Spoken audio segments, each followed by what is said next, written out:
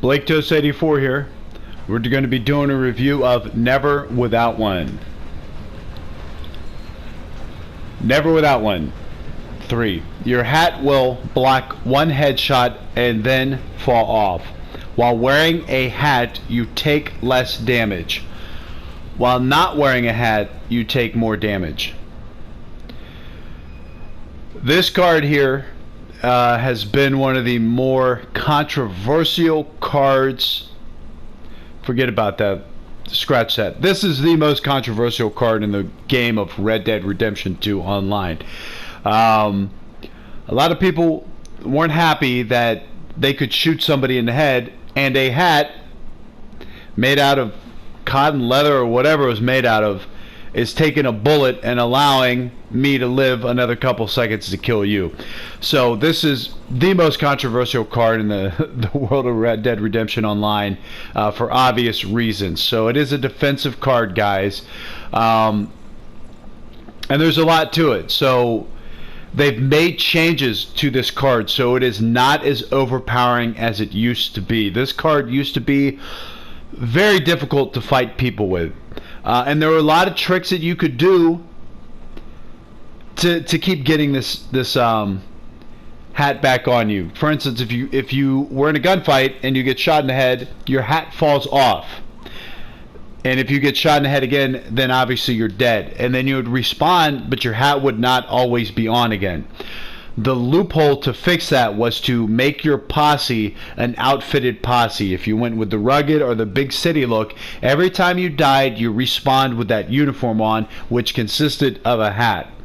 So when you would get into free roam gunfights, a lot of people would do that to make sure that they always had that hat back on, because as you know, when you're getting attacked by people, when you're dying and getting these crazy gunfights, you're not always guaranteed to get back to your horse to put on a new hat, okay? Or you're not, you know, and most likely you're definitely not going to get to your camp or get to a wardrobe to change that. So the beat around the bush to that was to make sure your posse was wearing a uniform, an outfit, and that would get your hat back on there. So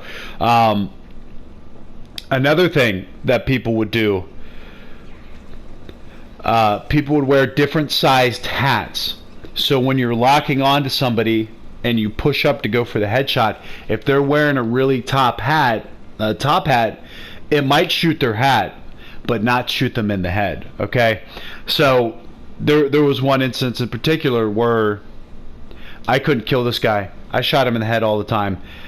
He was riding his horse. I thought that he was an easy target. I thought I'd be able to kill him. I couldn't. Did a little research after the fact, found out that he was wearing a high hat, so I was shooting his hat, and he was also going over uneven terrain and popping potions and using Deadeye cards, so that I couldn't really lock onto him the way that I thought I was. But a lot of that's changed. So if you haven't played the game in a long time and you're disgusted because people just can't die easily because of stuff like the hat card, I reassure you, yes, it's still a powerful card. However, they make it basically now, if you shoot somebody in the jaw, the hat's not going to help you. Yes, it's considered a headshot because it's on your head, but it needs to be a headshot that your hat is actually going to protect you from, like there was steel in it or something like that, kind of like if it's a helmet. So if you shoot somebody in the face, you shoot somebody in the eye, you shoot somebody in the jaw, it's going to kill them in one shot. Another thing is, if you're messing with somebody that has a sniper rifle, they're going to kill you in one shot if they shoot you in the head. If you're messing with somebody with an express round with a bolt action, and they land a headshot or a Springfield, they're going to kill you. So this card is still very powerful. It's still very popular. And, you know, when you do competitive play, whether it be in Showdown or in free roam, we all know the maps are not your friend. The maps are obviously intended to help, but how many times have you been killed by somebody that ran up behind you and they didn't show on your map, or if someone's creeping up behind you, they don't always appear on your map. So to have that card, or you're going through an area and you don't think there's anybody around, you've surveyed the area, you don't see anybody, so you try to cross that open field and boom, now you're dead.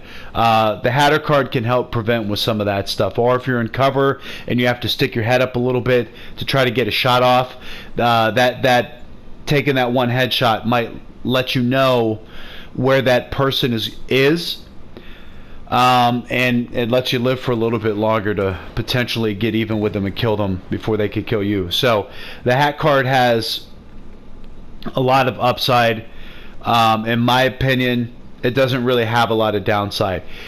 Some games, some showdowns, it's more important to have this card than others. A lot of people, because they made the changes to it and it's not as foolproof as it used to be, a lot of people don't even run the hat card anymore.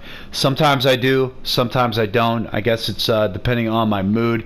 So when this came out, the main build you would see with this, and I've gone over this a bunch of different times in some of my videos, was this stack right here. You'd go with slow and steady, never without one, eye for an eye, and the unblinking eye. So the gift of focus could also be used because that's a Deadeye gaining card.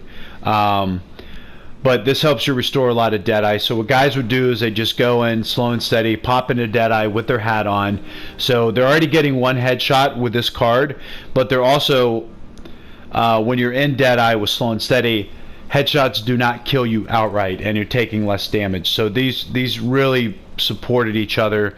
Eye for an eye supported that you could stay in Deadeye longer because you'd get more Deadeye back per kill, and then the unblinking eye allowed the Deadeye to drain slower. So that was a pretty killer stack for a long time in Red Dead Online, and then they obviously nerfed a lot of stuff, and that build was one of the main ones. So even if you're using something like Landed's Patience or Winning Streak, the hat card's nice to have because it essentially gives you the security of being able to take a headshot potentially. So another card I would use a lot if I had this would be Peak Condition. So the hat's like a defensive card. Well, I want to kind of balance the defense of slow and steady. So I'm taking less damage. Headshot's not going to kill me outright. My hat's going to block a shot from me to the head. So, I'd go with Peak Condition so I could do a little bit more damage. And then maybe I'd run Eye for an Eye, Strange Medicine, to help me re-heal as I'm doing damage, or the Gift of Focus, something like that. Or maybe I just want to go straight offensive with Landed's Patience, Short Game, or maybe Winning Streak. Each consecutive shot does more damage. You do much more damage to close targets. Or maybe you could do Necessity Breathes, because as you get closer to death, you start to do much more damage. So I don't really have a lot of bad things to say about Never Without One. I don't. It's proven itself over and over and over again in the world of Red Dead Online.